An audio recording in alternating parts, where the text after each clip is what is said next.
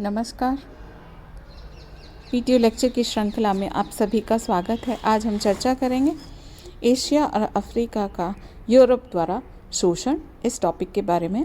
इस टॉपिक के पहला लेक्चर मैं दे चुकी हूँ और उसमें मैंने आपको बताया था कि साम्राज्यवाद के क्या कारण थे। एशिया और अफ्रीका का यूरोप के जो विकसित राष्ट्र हैं उनके द्वारा किस प्रकार से शोषण किया गया और उनकी नीति क्या थी। मैं आपको इसके बारे में थोड़ा सा संक्षेप में बता देती हूँ कि साम्राज्यवाद क्या था। 16वीं शताब्दी से लेकर 19वीं शताब्दी तक के यूरोपीय इतिहास की मुख्य विशेषता थी एशिया और अफ्रीका के देशों का शोषण करना, और शोषण का माध्यम क्या था? वो था साम्राज्यवाद। एशिया और अफ्रीका के अविकसित एवं सैनिक दृष्टि से कमज़ोर देशों पर अपना प्रभुत्व स्थापित करके उन देशों के प्राकृतिक एवं मानवीय संसाधनों का शोषण करना साम्राज्यवाद कहलाता है, और इसी प्रवृत्ति को साम्राज्यवाद कहा जाता है। तो ये था साम्राज्यवाद। यूरोप के देशों ने किस प्रकार से एशिया और अफ्रीका के अविकसित देशों को अपना उपनिवेश बनाया और वहाँ से शोषण करना शुरू किया। उसके आर्थिक कारण मैंने आपको बताए थे, राजनीतिक कारण मैंने आपको बताए थे, और ईसाई धर्मों का प्रचारकों का योगदान भी इसमें बताया था। आज हम चर्चा करेंगे साम्राज्यवाद के प्रसार के परिणाम। साम्राज्यवाद का मध्य और पश्चिमी एशिया में मुख्य रूप से देखें तो ब्रिटेन और रूस की प्रतिस्पर्धा रही। बर्लिन कांग्रेस ने बाल्कन प्रायद्वीप में रूस की प्रगति को रोक दिया था, जिससे रूस काफ़ी असंतुष्ट हो गया था और उसने मध्य एशिया की तरफ अपना ध्यान केंद्रित किया।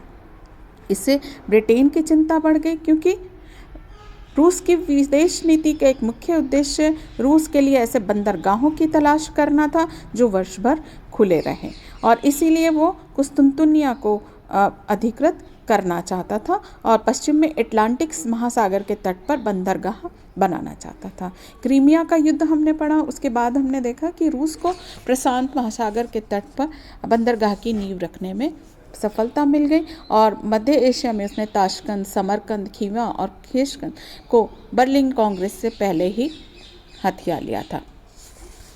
तो इसी तरह से सुदूर पूर्व और दक्षिण पूर्वी एशिया में भी इन्होंने अपने अपने उपनिवेश स्थापित किए। उसके बाद अफ्रीका में साम्राज्यवाद स्थापित किया। और तो अब आज हम चर्चा करेंगे साम्राज्यवाद के परिणाम के बारे में कि इसके क्या परिणाम निकले।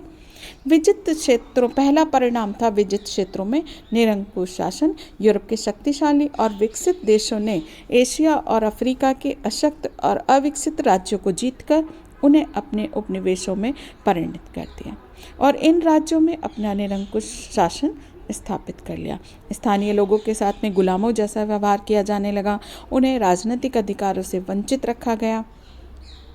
तो यूरोप के जो साम्राज्यवादी देश थे उनका मूल उद्देश्य इन राज्यों पर अपने वर्चस्व को स्थायी बनाना था। दूसरा इसका परिणाम था आर्थिक शोषण। साम्राज्यवाद के प्रसार में उपनिवेशों और अविकसित देशों का आर्थिक शोषण निहित था। आयात कर, निर्यात कर, भूमि कर और अन्य करों के माध्यम से विजित क्षेत्रों से अधिक लाभ उठाना प्रत्येक साम्राज्यवादी देश का मुख्य उद्देश्य था। उपनिवेशों से सस्ती दामों पर कच्चा माल खरीदना और ऊंचे दामों पर अपना तैयार माल बेचना साम्राज्यवादी देशों का मुख्य कार्य था। उपनिवेशों की प्राकृतिक खनिज संपदा का दोहन उनकी नीति का मुख्य लक्ष्य था। उपनिवेशों के औद्योगिक विकास को रोककर उन्हें आर्थिक दृष्टि से कमज़ोर बनाए रखना भी इस नीति का अंग था। परिणाम स्वरूप साम्राज्यवादी देश और अधिक समृद्ध होने लगे और उपनिवेश और अधिक निर्धन होते चले गए। तीसरा इसका परिणाम निकला साम्राज्यवादी प्रतिस्पर्धा। अब उपनिवेशों और अविकसित देशों के राजनीतिक नियंत्रण से मिलने वाली धन संपदा ने यूरोप के जितने भी साम्राज्यवादी देश थे उन सबको और अधिक लोभी बना दिया। जैसे ब्रिटेन भी था, इसमें जर्मनी भी आगे निकलना चाह रहा था, और इसके बाद फ्रांस था, रूस था। इन सब की महत्वाकांक्षा और अधिक बढ़ गई थी। तो प्रत्येक प्रत्येक देश अपने लिए अधिक से अधिक उपनिवेशों और अविकसित देशों के ऊपर नियंत्रण रखने की आकांक्षा रखने लगा। उपनिवेशों की लालसा ने उनमें आपस में प्रतिद्वंदिता उत्पन्न कर दी और एक दूसरे को परास्त करने के लिए गुटबंदियां होने लगी। साम्राज्यवाद की इसी दौड़ में इंग्लैंड और फ्रांस सबसे आगे निकल गए। जर्मनी और इटली पिछड़ गए क्योंकि उनका एकीकरण 1870 में हो पाया था। 20वीं सदी के आरंभ से ही हम देखें तो जापान भी इसी दौड़ में शामिल हो गया। रूस और अमेरिका भी इस पंक्ति में आ खड़े हुए तो साम्राज्यवादी प्रतिस्पर्धा ने समूचे संसार को प्रथम महायुद्ध की चपेट में ले लिया। चौथा है ईसाई धर्म का प्रचार। ईसाई देशों में भी मुस्लिम देशों की भांति अपने धर्म प्रसार की भावना बड़ी उग्र थी। साम्राज्यवाद के प्रसार के साथ साथ ईसाई धर्म प्रचारक भी जाने अनजाने क्षेत्रों में पहुंचने लगे और औपनिवेशिक लोगों को अपने धर्म में दीक्षित करने लगे। ईसाई धर्म प्रचारकों ने स्थानीय धर्मों को छोटा बतला करके अपने धर्म को उनके ऊपर थोपने का प्रयास किया। स्थानीय लोगों को सरकारी नौकरियों का प्रलोभन दिया गया, पदोन्नति देने का प्रलोभन दिया गया और अनेक प्रकार के प्रलोभन देकर उन्हें ईसाई बनाया गया। परिणाम स्वरूप एशिया और अफ्रीका में ईसाई धर्म का व्यापक प्रसार हुआ। इसके बाद उपनिवेशों का विकास।